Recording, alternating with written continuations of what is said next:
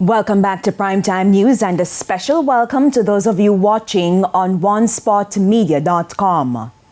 They are properly trained, the conclusion of a security expert who is raising concerns on the spate of attacks on Beryllium courier vehicles.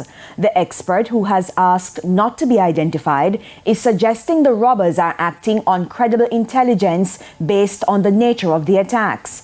As Giovanni Dennis reports, two experts disagree on whether the attackers have been professionally trained in firearms use.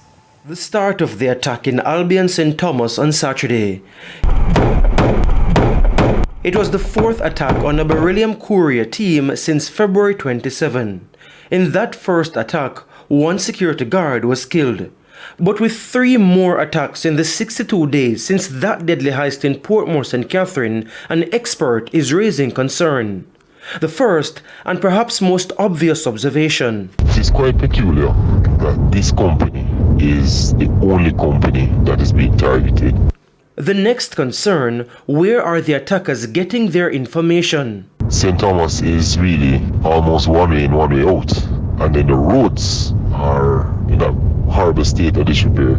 So going to do a robbery like that, there must be some comfort level, whether intelligence-wise or some otherwise, that these persons feel comfortable to do that.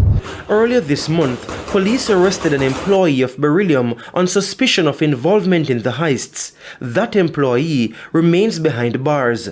In the meantime, our expert says based on the videos being circulated, the attackers were fearless, but they had no intention of killing.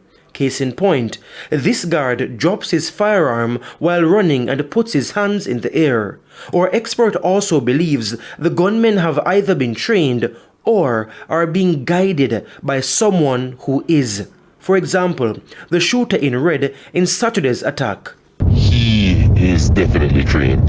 The fire control that he used is a trained military suppression fire. If you even look at the videos of how they approached, there's one that came out of the silver car and how he started the attack.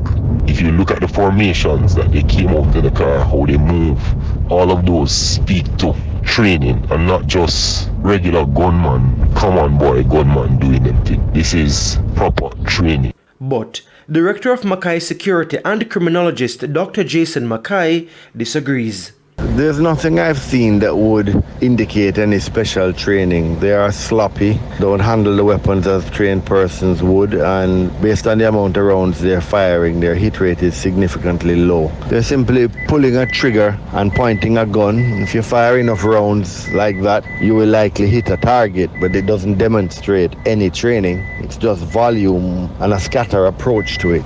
But it doesn't indicate that it has anybody who has received any special or tactical training. Either way, the spate of attacks will now force an increase in charges to transport large sums of cash. The revelation comes from Director of the Jamaica Society for Industrial Security, Major Richard Rees. Most definitely, new measures I know have been implemented by the companies who provide those services.